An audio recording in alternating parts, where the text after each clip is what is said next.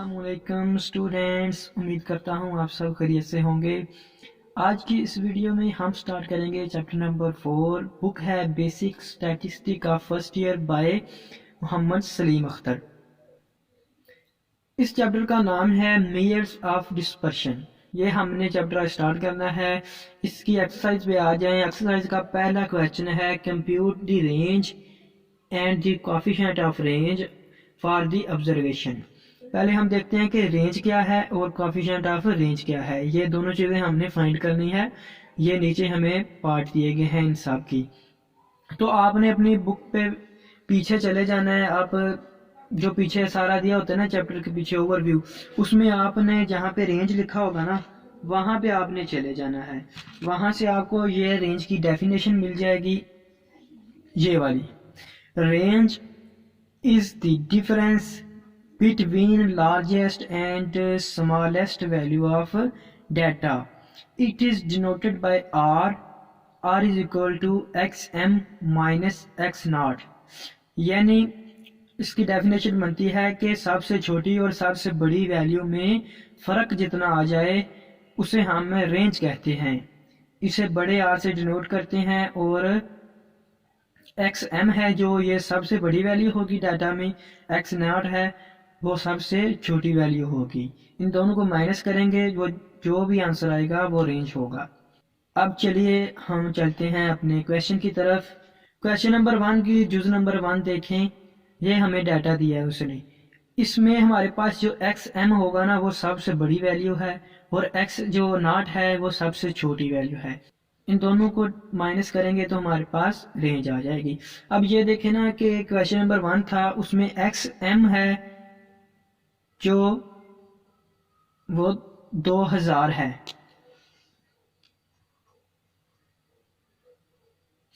ये देखिए 2000 है जो वो सबसे बड़ी वैल्यू है इन सब में से। ये देख लें, ये 1500 है, ये 306, ये 19 है, ये 250 है। तो ये जो 2000 है ना ये सबसे बड़ी वैल्यू है इसमें। तो सबसे छोटी अब हमने फाइंड करनी है, उसे हम एक्स नॉट के इक्वल पुट करेंगे, वो 6 है। इन सारी वैल्यूज में से सबसे छोटी वैल्यू 6 है, इसे हमने एक्स नॉट के इक्वल रखना है। फिर हम लिखेंगे रेंज इज इक्वल टू, या आप बड़ा आर भी लिख सकते हैं, range is equal to x m minus x naught. यही फार्मूला हमने पढ़ा था। एक्स एम 2000 है और एक्स नॉट 6 है, इन दोनों को माइनस किया 1994 आ गया। 1994 1994 आ गया। यही हमारी रेंज है। ये देखें पहला क्वेश्चन। ऐसे ही आपने ये तमाम चीज़ें करनी है, सिंपली रेंज आपने निकाल देनी है। अब एक चीज़ और उसने कही थी कि coefficient of range. Coefficient of range क्या है ये अब हम देखते हैं। ये भी आपको बुक पे आपकी डेफिनेशन मिल जाएगी। कोएफिशिएंट ऑफ रेंज, रेंज का कोएफिशिएंट फाइंड करने के लिए हमने x m minus x naught करना है और ओवर में x m plus x naught कर देना है। ये इक्वल होगा कोएफिशिएंट ऑफ रेंज की। यानी ऊपर दोनों का डिफरेंस और नीचे दोनों को प्लस कर देना है। ये सी एफ मैंने जो लिख दी है इसका मतलब है कोएफिशिएंट ऑफ रेंज। आपने सी एफ नहीं लिखना, आपने पूरा लिखना है। तो x m minus x nought over में x m plus x nought, इन दोनों को माइनस कर दिया और नीचे दोनों को प्लस कर दिया। 1994 को 2006 से डिवाइड किया तो 0.994 आ गया। ये देखें आंसर 0.994 ही है। क्वेश्चन नंबर 2 भी आपने सेम क्वेश्चन नंबर 1 की तरह करना है। ये जो फ्रिक्वेंसी इसमें दी गई है ना, ये आपने भूल जाना है, फ्रिक्वेंसी है ही नहीं। ये वैल्यूज ऑफ वेरिएबल से आपने एक्स कंसीडर करना है, जैसे कि ये लिखी हुई है। ठीक है, find the range and coefficient of range of the following data. इसमें भी यही दोनों चीज़ें फाइंड करनी है। ये सबसे बड़ी वैल्यू एक्स एम इसमें 10 हो जाएगी और सबसे छोटी 2 है, तो 10 माइनस 2 8 आ जाएगा। ऊपर दोनों को माइनस करेंगे, नीचे दोनों को प्लस करेंगे, तो डिवाइड करने के बाद 0.667 आ जाएगा। ठीक है, क्वेश्चन नंबर 3 देखें, find the range and coefficient of the range from the following frequency distribution. अब इसमें हमें वेट दिया गया है ग्राम्स में और क्लासेस में दिया गया है और नंबर ऑफ एप्पल यानी फ्रीक्वेंसी का हमने कुछ नहीं करना, ये आप समझ लें ऐसे ही दी हुई है उन्होंने। ये जो वेट दिया गया ना क्लासेस में, सबसे पहले हम इसे अरेंज करेंगे, फिर इससे हम निकालेंगे range and coefficient of range. ये देखें ना, ये हमें वेट दिया गया था क्लासेस में और ये नंबर ऑफ एप्पल्स, ये फ्रीक्वेंसी दी गई थी, ये दो चीज़ें दी गई थी। ये आप समझ लें नंबर ऑफ एप्पल्स किसी काम की नहीं है, ये ऐसी हैं, ठीक है। अब इस वेट से हमने x निकालना है, पहले x आप इधर लिख लें और c भी आपने इधर लिख लेना है, ठीक है। पहले वेट से x निकालेंगे, कैसे निकालेंगे कि इन दोनों क्लासेस को जमा करेंगे। 84 प्लस 65 ये आ गया 149 डिवाइडेड बाई 2 74.5 इधर आपने लिख देना है। फिर इन दोनों को ऐड करना है और फिर ऐड करने के बाद 2 पे डिवाइड कर देना है, इधर लिख देना है। ऐसे आपने इन सब क्लासेस से x की वैल्यू फाइंड करनी है पहले, और x से फिर हमने क्लास बाउंड्री यानी बाउंड्री क्लास जो भी आप कह लें, हम चैप्टर नंबर 3 में भी फाइंड करते रहे हैं, ये आपको पता ही है, फिर भी मैं दोबारा बता देता हूँ आपको। फिर x से हमने ये क्लास बाउंड्री निकालनी है। अब ये कैसे निकलेगी, सबसे पहले हमने x की वैल्यू, कोई भी दो वैल्यू को माइनस कर देना है आपस में। हम ये दो वैल्यूज को माइनस करते हैं कि 94.5 ये मैंने लिख लिया और माइनस 74.5 ये 20 आ गया। कोई भी दो वैल्यू आप माइनस करके देख लेना। फिर हमने इसे 2 पे डिवाइड कर देना है, जितना भी आए। बाउंड्री क्लास x से बनाने का तरीका है। 10 आ गया। फिर जो पहली वैल्यू होगी ना x की, इसमें से जितना भी आएगा 2 पे डिवाइड करने के बाद वो माइनस कर देना है कि 74.5 माइनस 10 आया था, 10 कर दिया, 44.5 आ गया, वो आपने इधर लिख देना है क्लास बाउंड्री में ना, पहला वेरिएबल ये हो जाएगा। फिर क्या करना है कि जितना भी ये आएगा ना, इसमें प्लस कर देना है टोटल डिफरेंस। टोटल इन सब में 20-20 का डिफरेंस है, तो प्लस 20 कर दूंगा मैं इधर। ये देखिए 84.5 आ गया। फिर नेक्स्ट क्लास आपने इसी नंबर से स्टार्ट करनी है, इधर आ गया 84.5 और फिर इसमें 20 प्लस करते जाना है। ये 104, ऐसे 20 प्लस करते जाएंगे। ये आ गया प्लस 20, ये आ गया प्लस 20, ये आ गया, जो भी इधर आएगा ना उसे इधर भी लिख देना है, फिर 20 ऐड करके आगे लिख देना है। 184.5 यहाँ पे आके खत्म हो जाएगी क्लास, ठीक है। बाउंड्री क्लास निकल आई। बाउंड्री क्लास पहले आपने देखी है, पहले आपने ये देखना है कि जो क्वेश्चन में डाटा दिया गया है वो ऑलरेडी बाउंड्री क्लास तो नहीं। वो कैसे पता चलेगा कि बाउंड्री क्लास की निशानी ये है एक कि जो इधर आए वही इधर आता होता है। देखें इधर 84 है, इधर 85 है, ये बाउंड्री क्लास नहीं, इसलिए हमें बनानी पड़ी। यहाँ 84 है, यहाँ भी 84 है, जो इधर आएगा वही इधर आएगा और इन सब में डिफरेंस सेम होगा, ठीक है। ये बाउंड्री क्लास की आपने पहले पहचान करनी है। अगर क्वेश्चन में ही बाउंड्री क्लास दी गई हो फिर आपने नहीं बनानी है, आपने डायरेक्ट क्वेश्चन शुरू करना है। इसमें नहीं दी गई थी तो हमने जब भी क्लासेस में डाटा दिया गया हो बाउंड्री क्लास जरूर फाइंड करनी है। बाउंड्री क्लास फाइंड करने के बाद हम एक्स एम लिख लेते हैं अपना।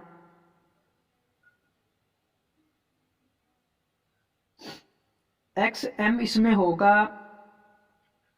अपर class boundary of highest class. इन सब में हाईएस्ट क्लास कौन सी है? हाईएस्ट क्लास मतलब सबसे ज्यादा वैल्यू किसकी है? इसकी है ना 184.5 की। तो इसकी upper class boundary, upper class lower class boundary ये होती है, अपर क्लास बाउंड्री इस साइड वाली होती है। Upper class boundary of highest class, higher class की अपर क्लास बाउंड्री हमने ले लेनी है एक्स एम, ठीक है, जो कि 184.5 ले ली है। और एक्स नॉट क्या लेना है? Lower class boundary of lowest class. Lowest class कौन सी है? ये पहले वाली। इसकी लोअर क्लास बाउंड्री ये वाली है, तो ये सबसे छोटी वैल्यू है इन सब में से, ठीक है। उसके बाद वही फार्मूला रेंज का यूज़ किया कि दोनों को माइनस कर दिया और हमारे पास आंसर आ गया 120। और अब कोफिशिएंट ऑफ रेंज फाइंड करेंगे, बिल्कुल वैसे ही ऊपर दोनों को माइनस कर देंगे, नीचे दोनों को प्लस कर देंगे, डिवाइड करने के बाद 0.482 आ जाएगा। ये हो गया जी क्वेश्चन नंबर 3। कोई भी क्वेश्चन ऐसा आ जाए जिसमें डाटा क्लासेस में दिया गया हो तो आपने ऐसे करना है, ठीक है।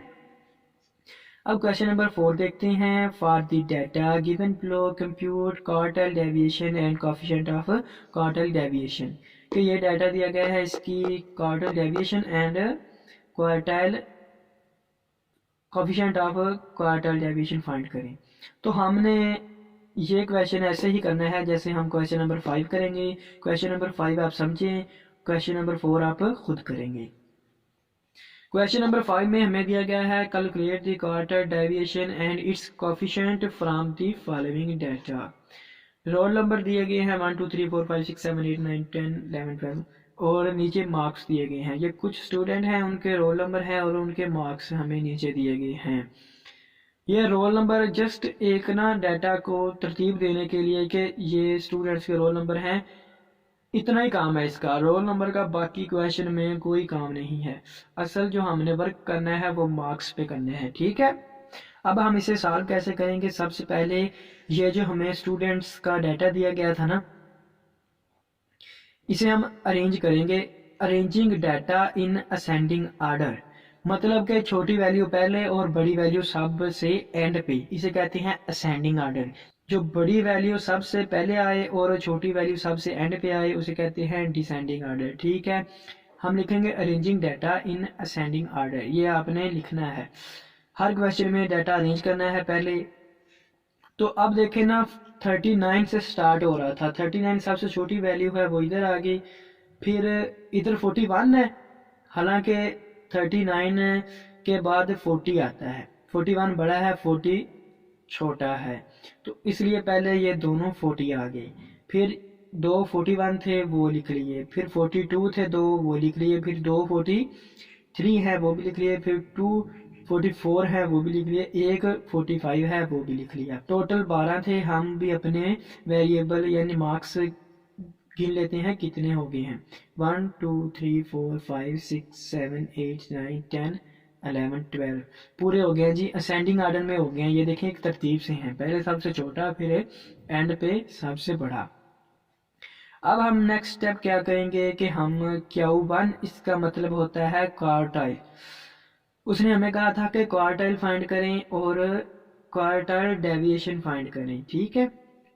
सबसे पहले हम देखते हैं कि क्वार्टाइल अब है क्या, फिर हम फाइंड करने पे जाते हैं, ठीक है। आपने क्वेश्चन नंबर चैप्टर नंबर 3 में आप पढ़ चुके हैं कि क्वार्टाइल वो एक चीज़ है जो डाटा को 4 हिस्सों में डिवाइड करती है, ये मैंने आपको बताया था, ठीक है। अपर क्वार्टाइल, लोअर क्वार्टाइल और ये सब भी मैं आपको चैप्टर नंबर 3 में सिखा चुका हूँ। अब आप देखें कि क्वार्टाइल डेविएशन क्या है। क्वार्टाइल डेविएशन है Q3 यानी अपर क्वार्टाइल और माइनस Q1 यानी लोअर क्वार्टाइल। इन दोनों को माइनस करके 2 पे डिवाइड करेंगे तो क्वार्टाइल डेविएशन निकल आएगी। कोएफिशिएंट ऑफ क्वार्टाइल डेविएशन क्या है कि इन दोनों को माइनस करना है, ऊपर अपर और लोअर क्वार्टाइल को, और नीचे प्लस कर देना है। ऐसे कोएफिशिएंट ऑफ क्वार्टाइल डेविएशन आ जाएगा।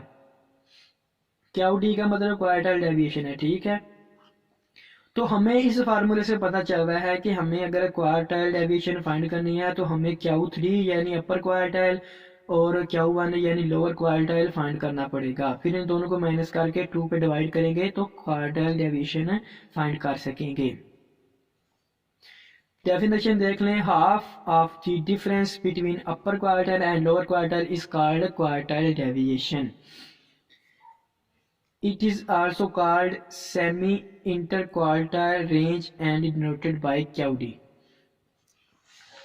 कि जहाँ पे लिखा हो ना सेमी इंटर क्वार्टाइल रेंज, उसका मतलब QD है क्वार्टाइल डेविएशन फाइंड करना है, ठीक है। अब हमें ये तो पता चल गया जी, क्वार्टाइल डेविएशन फाइंड करने के लिए हमें अपर एंड लोअर क्वार्टाइल की ज़रूरत है, यानी Q3 और Q1 की। तो सबसे पहले हम Q1 फाइंड करते हैं। चैप्टर नंबर 3 में हम पढ़ते रहे हैं कि क्वार्टाइल अगर अनग्रुप डाटा हो तो वो उसका क्वार्टाइल फाइंड करने का जो फार्मूला है वो n+1/4 वैल्यू ऐसे करके हम फाइंड करते थे। क्योंकि ये डाटा को 4 हिस्सों में बराबर तकसीम करता है, इसलिए ओवर में 4 आता था। अब ये हमें सारा डाटा दिया गया है, इसकी तादाद है n, 12 ये स्टूडेंट हैं यानी 12, और इधर आ गया 12n की जगह, ये 1 उसमें ऐड हो गया तो 13/4 वैल्यू बन गई, जो कि इन दोनों को डिवाइड करने से 3.25 वैल्यू आती है। अब हम क्या करते थे, ये सब चीज़ें आप चैप्टर नंबर 3 में पढ़ चुके हैं, मैं उन स्टूडेंट्स के लिए रिपीट कर रहा हूँ जो नए आए हैं, ठीक है। Q1 अब इक्वल हो जाएगा थर्ड वैल्यू, क्योंकि दोस्तों 3.25 आया ना, तो 3 हमने ऐसे ही लिखना है थर्ड वैल्यू, ठीक है। और पॉइंट की जगह हमने प्लस लगाना है, आगे हम लिखेंगे 0.5 और इसके साथ लिखेंगे fourth value minus third value. ये हम करते रहे हैं कि 3 आया, इधर 3 वैसे ही लिख दिया, फिर प्लस लगाया, फिर जितना आशारिया के बाद होगा वो हमने इधर लिखना है और साथ में उससे नेक्स्ट वाली वैल्यू और उस वैल्यू को आपस में डिवाइड कर दे, माइनस कर देना है। अब थर्ड वैल्यू थी 1 2 3 40, 40 आ गया इधर, प्लस 0.25 भी आ गया, और फोर्थ वैल्यू है इधर 41 माइनस थर्ड वैल्यू यानी 40, दोनों को माइनस किया, 1 0.25 से मल्टीप्लाई हुआ तो 0.25 ही आ गया, इन दोनों को प्लस किया तो 40.25 आ गया, यानी Q1 क्वार्टाइल 1 या लोअर क्वार्टाइल। अब अपर क्वार्टाइल फाइंड करते हैं। इसमें क्या होता है कि फार्मूला वही होगा, जस्ट इधर 3 से मल्टीप्लाई हो जाएगा, इन दोनों को प्लस करने से 13 आता है, इधर 3 से मल्टीप्लाई हो गया, 4 से डिवाइड हो गया तो 9.75 आ गया। सेम अब वही चीज़ इधर भी यूज़ होगी कि पहले 9 लिखेंगे, 9 लिखेंगे, फिर प्लस लिखेंगे, फिर 0.5 लिखेंगे, फिर थर्ड वैल्यू और माइनस, फिर 10th value minus 9th value. अब इधर मैंने 9th वैल्यू लिखी 1 2 3 4 5 6 7 8 9, जो कि 43 आती है, ये मैंने लिख दी, फिर प्लस 0.75 लिखा, फिर 10th वैल्यू इधर 44 है, फिर 44 में से 9th वैल्यू निकाली तो इधर आ गया 1 इससे मल्टीप्लाई हुआ, इसे कोई फर्क नहीं पड़ता कि किसी चीज़ से 1 मल्टीप्लाई हो, तो ये दोनों ऐड होके 43.75 बन गए। अब लोअर एंड अपर क्वार्टाइल हमने फाइंड कर लिया है। क्वार्टाइल डेविएशन का फार्मूला पढ़ चुके हैं कि Q3 माइनस Q1/2। Q3 की वैल्यू हमारे पास आई थी 43.75 और Q1 की वैल्यू हमारे पास आई थी 40.25। दोनों को माइनस करके 2 पे डिवाइड किया, ये दोनों को माइनस किया, 2 पे डिवाइड किया, 1.75 आ गया क्वार्टाइल डेविएशन। ये चीज़ फाइंड करनी थी। अब उसने क्वेश्चन में आगे हमें कहा था कि coefficient of quartile deviation find करें, ये लिखा है CF यानी कोएफिशिएंट ऑफ क्वार्टाइल डेविएशन। इन दोनों को माइनस करना है और ओवर में प्लस कर देना है, दोनों को ऊपर माइनस किया, ओवर में प्लस किया, 3.5 और 84 आ गया इधर, तो 0.042 आ गया, ये quartile coefficient of quartile deviation है, और क्वार्टाइल डेविएशन हमने फाइंड कर लिया है। ये आप देखें ज़रा, क्वेश्चन नंबर 5 था, इसका आंसर आप देख लें, 1.75 और 0.042, यही हमारा आंसर आया है। अब क्वेश्चन नंबर 6 की तरफ चलते हैं। क्वेश्चन नंबर 6 की स्टेटमेंट है, consider the following data hourly wages.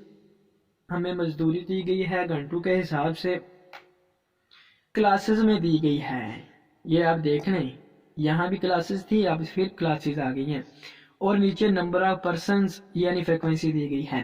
Compute the quartile deviation and coefficient of quartile deviation, वही चीज़ फाइंड करनी है।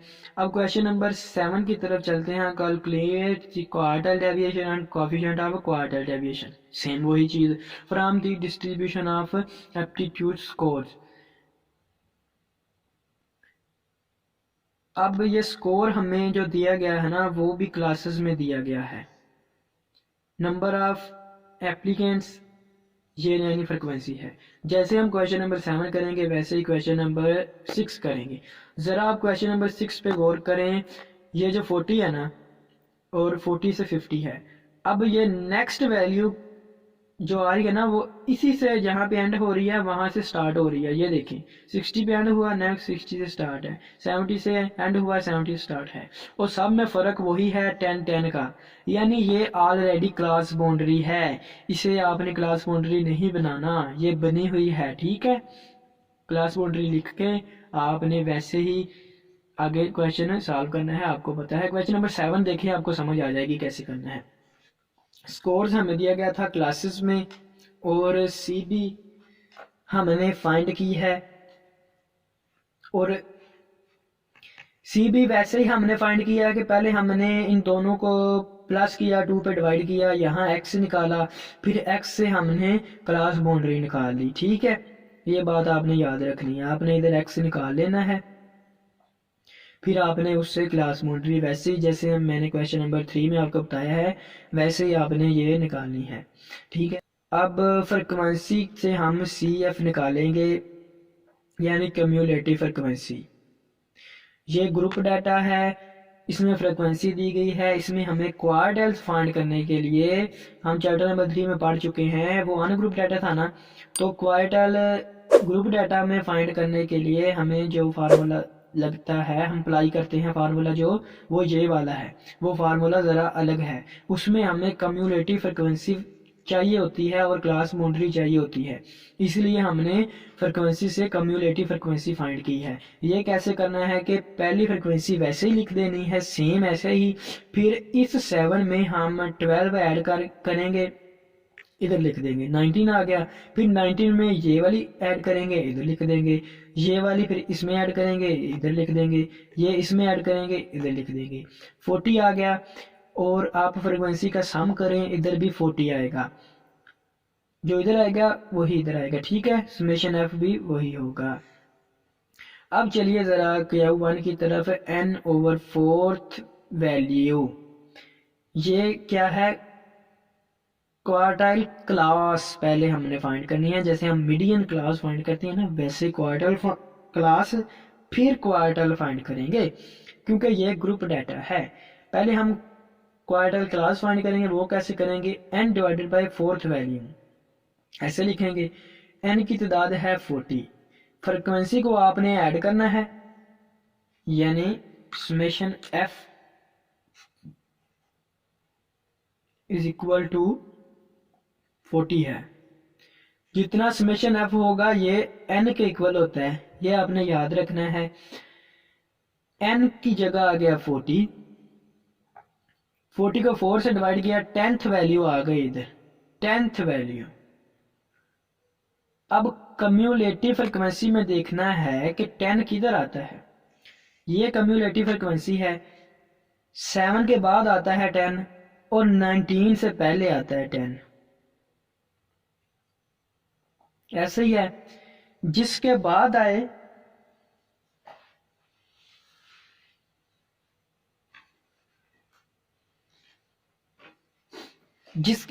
ना और जिससे पहले आए वो वाली हमारी होती है क्वार्टाइल क्लास, जो भी क्लास हमने फाइंड कर रहे हो वही होती है। अब 10 आया ना इधर, 10th वैल्यू, 10 7 के बाद आता है, 12 19 से पहले आता है, तो इस बार हमारी क्लास ये होगी। ठीक है, ये जो क्लास है ना ये Q1 की क्लास है, यानी क्वार्टाइल 1 की। ठीक है, अब जरा नीचे देखें, Q1 lies in class 59.5 and 69.5 के, यानी इस क्लास में ये लाइज करते हैं, इसका मतलब ये है।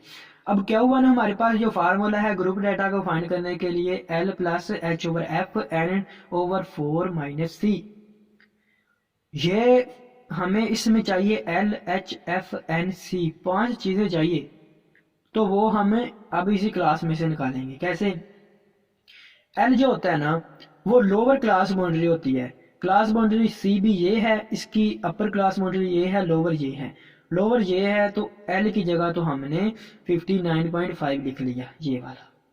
अब आगे एच, एच कितना है, इनके दरमियान डिफरेंस, सी बी की वैल्यूज के दरमियान डिफरेंस कितना है, सब के दरमियान 10 का डिफरेंस है, वो एच में हमने लिख लेना है, ठीक है। Interval of the class boundary से कहते हैं एच को। फ्रीक्वेंसी, एफ का मतलब फ्रीक्वेंसी, फ्रीक्वेंसी हमने क्लास की देखनी है, ये क्लास की फ्रीक्वेंसी देखनी है, सी एफ नहीं देख लेना आपने, कम्युलेटिव फ्रीक्वेंसी नहीं, जस्ट फ्रीक्वेंसी देखनी है। वो है 12, इधर ओवर में 12 आ गया इसकी जगह, ठीक है। अब एन आपको ऑलरेडी पता है, ये होता है समेशन एफ जो कि 40 है, और n divided by 4, n divided by 4 10 आया था इसलिए मैंने डायरेक्ट 10 लिख दिया, माइनस सी, सी क्या है, सी होती है जी जो क्लास हमारी आई है ना उससे ऊपर वाली कम्यूलेटिव फ्रिक्वेंसी, ठीक है। अब क्लास ये बन रही है, इससे ऊपर वाली कम्यूलेटिव फ्रिक्वेंसी 7 है तो इसलिए सी इधर 7 आ जाएगा। अगर क्लास ये होती तो उससे ऊपर वाली कम्यूलेटिव फ्रिक्वेंसी 19 थी, इधर 19 आ जाना था, ठीक है। अब क्लास 19 है तो इससे ऊपर वाली फ्रिक्वेंसी 7 है तो इधर 7 आ जाएगा, ठीक है। अब Q1 तो हमने फाइंड कर लिया जी, Q1 is equal to 59.5 plus 2.5, इनको सबको सॉल्व करने से आपने कैलकुलेटर से कर लेना है, 42 आ जाएगा Q1। Q3 वैसे ही निकालेंगे, Q3 क्लास पहले निकालेंगे जो कि इस बार 3 से n को मल्टीप्लाई कर देना, इधर 3 आ जाएगा जस्ट क्योंकि Q3 हम फाइंड कर रहे हैं, तो मल्टीप्लाई करने से ये वैल्यू यानी 30 कहाँ पे आता है, 30 वैल्यू ये 19 के बाद आता है और 34 से पहले आता है 30, तो इस बार क्लास ये हो जाएगी, ठीक है। क्लास ये हो गई, वही फार्मूला यूज होगा कि Q3 लाइज इन क्लास है, ये देखें 69.5 एंड 79.5, वही फार्मूला यूज होगा सेम। एल इस बार ये हो जाएगा, इधर लग गया, एच 10 ही रहेगा और एफ फ्रिक्वेंसी इस बार 15 है और सी इस बार 19 हो जाएगा, ठीक है। ऊपर वाली देखनी है ना हमने, ऊपर वाली सी 19 हो गया, सारी वैल्यूज लग गई, तो वैसे हमने Q3 फाइंड कर लिया। अब क्वार्टाइल डेविएशन कैसे फाइंड करते हैं वो आपको पता ही है कि इन दोनों को माइनस करके 2 पे डिवाइड करते हैं, माइनस किया 2 पे डिवाइड किया, क्वार्टाइल डेविएशन 7.415 आ गया। कोएफिशिएंट ऑफ क्वार्टाइल डेविएशन कैसे फाइंड करते हैं, ऊपर दोनों को माइनस करना है, नीचे प्लस करना है, ऊपर माइनस किया नीचे प्लस किया डिवाइड किया तो 0.11 आ गया। ये क्वेश्चन नंबर 7 सॉल्व हो चुका है, इसका आप आंसर आप देख लें बुक से भी, बुक पे भी आंसर यही है 0.11 एंड 7.415। अब क्वेश्चन नंबर 8 देखें, compute the semi inter quartile range, ठीक है। ये सेमी इंटर क्वार्टाइल रेंज इसका मतलब है क्वार्टाइल डेविएशन डाटा क्लासेस में दिया गया है, जैसे 7 किया है ना वैसे इसकी हमने क्लास बाउंड्री बनानी है और फिर हमने सॉल्व कर देना है, ठीक है। 8 आपने खुद करना है, क्वार्टाइल डेविएशन ही फाइंड करनी है। तो मिलते हैं नेक्स्ट वीडियो में, आपने 1 से लेकर 8 तक प्रैक्टिस करनी है, जो मैंने करवाए हैं, जो नहीं करवाए आपने खुद करने हैं, बहुत इजी हैं। और कहीं पे भी कोई भी मसला है तो आपने मुझे बताना है, मैं आपकी हेल्प करूंगा। तो मिलते हैं नेक्स्ट लेक्चर में, तब तक के लिए दुआ में याद रखिएगा, खुदा हाफिज, अपना ख्याल रखिएगा।